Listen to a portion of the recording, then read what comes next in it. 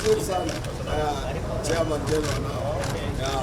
The country president. Okay. Of course, Assistant Secretary of Welcome, Your Excellency. Cela devrait impliquer les politiques économiques et sociales online.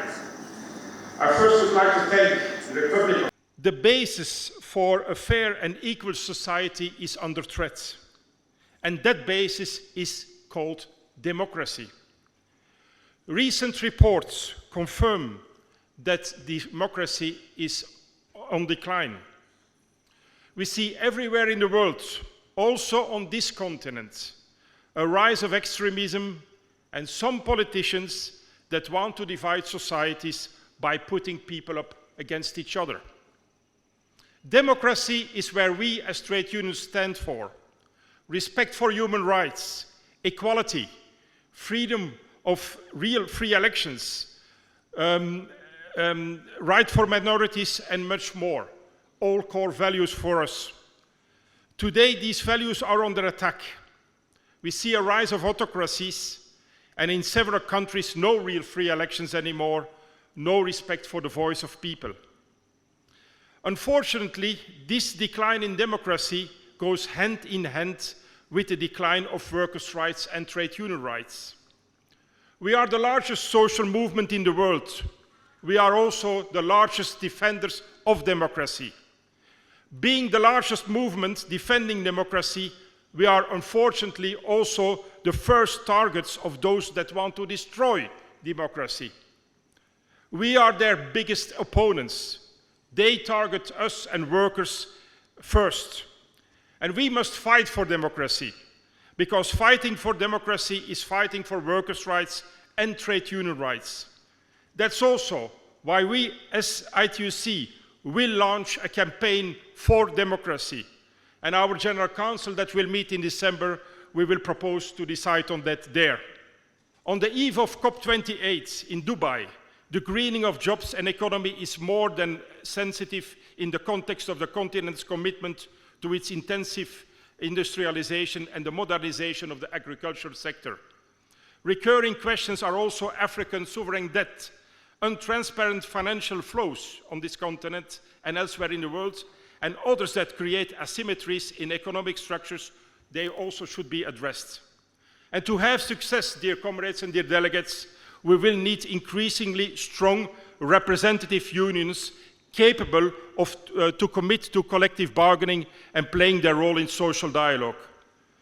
We are also part of the ITUC's Africa's commitment to continue this work, to fight against the proliferation of unions on this continent while respecting the right of workers to affiliate with the organization of their choice without any interference. We must strengthen our representativeness. We must strengthen our financial viability.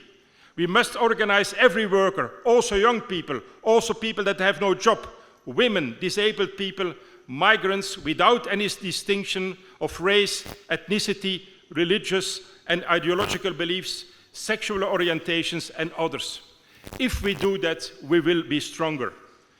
Any approach to create trade union unity on the continent will always be supported, because it will allow all unions and all workers to be more effective, to have more influence in our relations to the African Union, the African Development Bank, and other multinational institutions.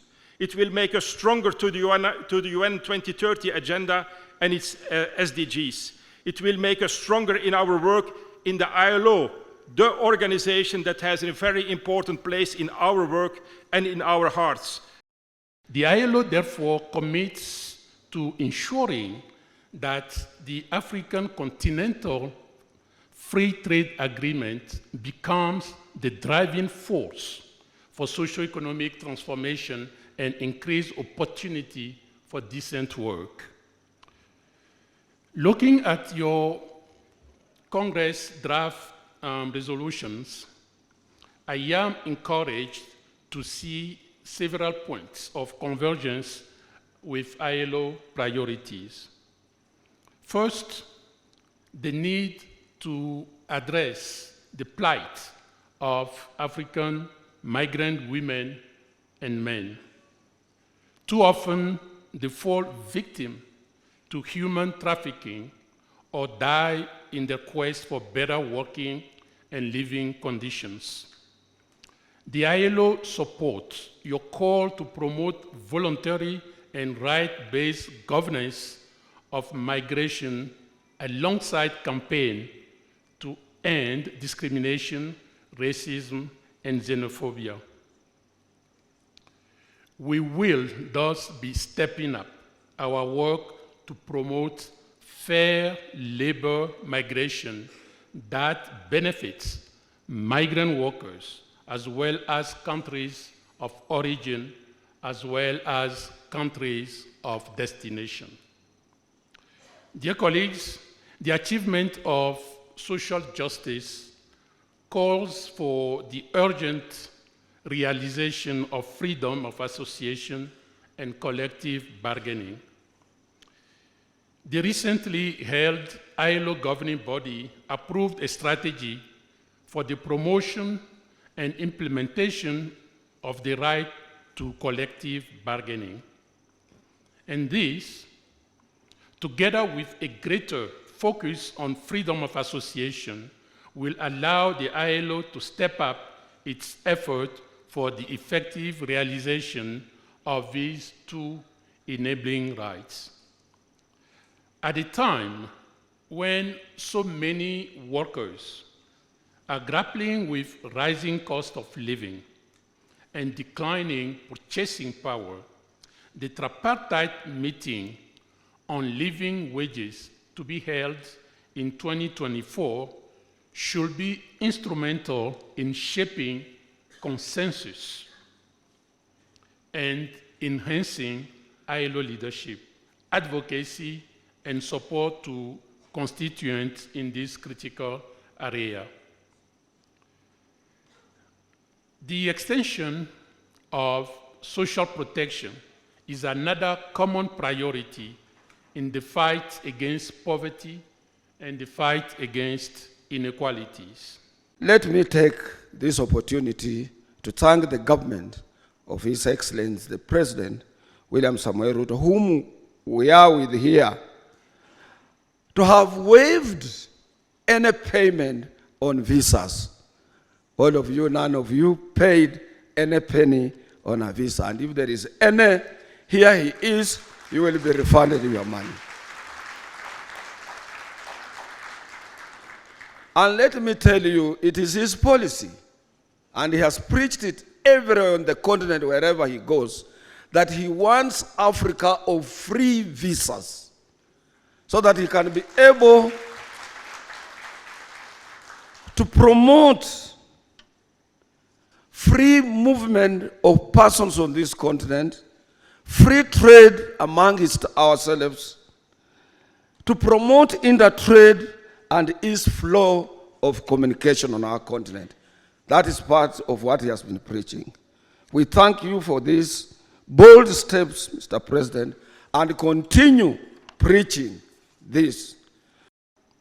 Most of people say, why is no court talking about the cost of living? Why court is not talking about issues related to taxation and so on?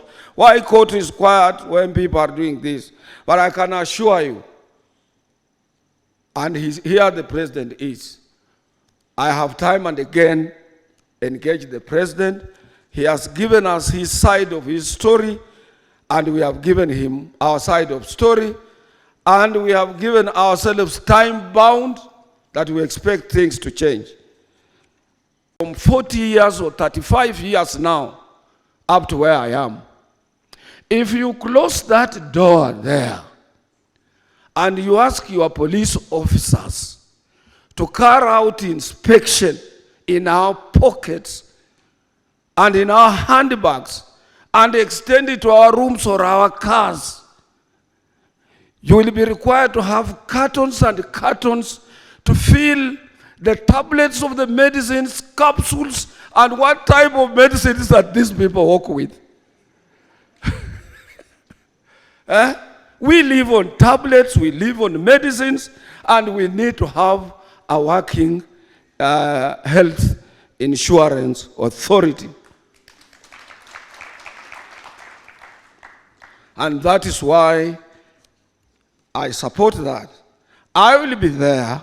If anything goes wrong, Your Excellency, I will raise an alarm because that is the area of our concern. Now, as the world is gearing up towards the COP28 that will be taking place in Dubai, I call upon all of us not to forget the clarion call for just transition that ensures that as we move towards a sustainable future, the rights and well-being of workers are safeguarded. But I have also told my colleagues that just transition does not only mean our areas of comfort being safeguarded by this clarion call. It also means that we are transiting from the current situation of agitation to next level. We cannot continue, remain in the agitation which has been our background for years. We must move to a next level from agitation to articulation so that we can attract both our employers and government to sit down and see what is good for workers and what do we need to have. Furthermore, we must remain true to our commitment of ending gender abuses in our workplaces through foster environments where all workers, regardless of gender, can contribute their talents without fear of discrimination or harassment. You remember we had a conversation and you guys told me about old age poverty. And you gave me very stark and serious statistics. You told me how Kenya is not doing well. About, I think we are number 90 something. Uko karibu na mwisho. Yeah? And I promise you that we are going to work together. And I must also commend Francis Atwoli. That even though we were on different sides of the political divide, but when there was time to put the country ahead of personal interest, he did that. Because we were in court, and I must commend also Jacqueline, we were in court, all of us, arguing about should we continue paying 200 shillings as our contribution to our social, our NSSF. And it wasn't make sense. It wasn't making sense. So finally, we've all agreed that we need a percentage of our salary. The good news, my good brother Atwoli and the COTU movement and my good sister Jacqueline, is that today we have increased by about 450% our contribution to social security. In fact, we are going to double the money that we are saving at NSSF in the next 4.5 years. We will have doubled the money we have collected for 60 years. We are going to double it in just 4.5 years. That is how transformative things become when leaders work together. And that is why I believe in tripartism. It works best when employers, when workers, and when governments work together. I was having a conversation with the Director General, and he was explaining to me how he found a conversation in Berlin about Kenya's engagement with the German government on bilateral labor agreement that will facilitate more Kenyans to work in Germany as we work on our bilateral labor agreements so that we can make the labor or migrant workers not a problem but a solution.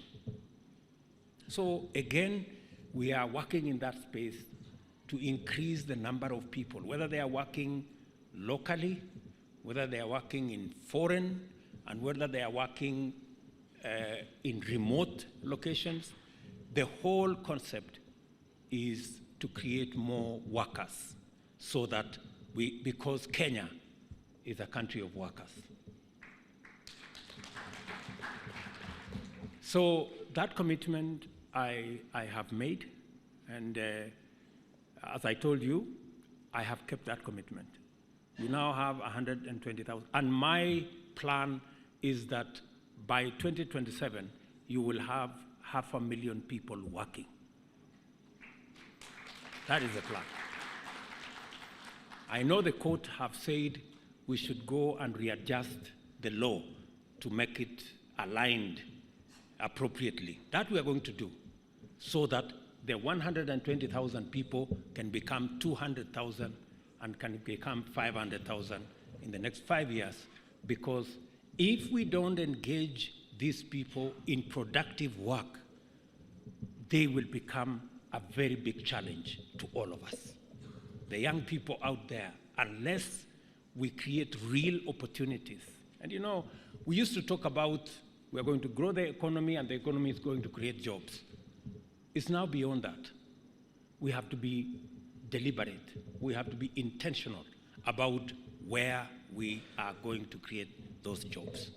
Today, we are governed under a constitution which not only identifies human dignity, equity, social justice, inclusiveness, and equality among our national values and principles of governance, it also recognizes labor relations and social security as human rights and fundamental freedoms. By setting out the respective rights and obligations of workers, employers, and by implication, government, under Article 21 of our Constitution, the right to fair labor practices implicitly reflects the tripartism which forms the foundation of labor relations. The Labor Relations Act, which brings out this principle in greater detail to guide daily interactions in the workplace, is a case in point. It is clear, then, that social dialogue and tripartism are fundamental for sound industrial relations, reflected in robust collective bargaining agreements and similar instruments, and critical to the realization of the bottom-up economic transformation agenda in terms of social justice, job creation, and the rapid attainment of shared prosperity among us Kenyans.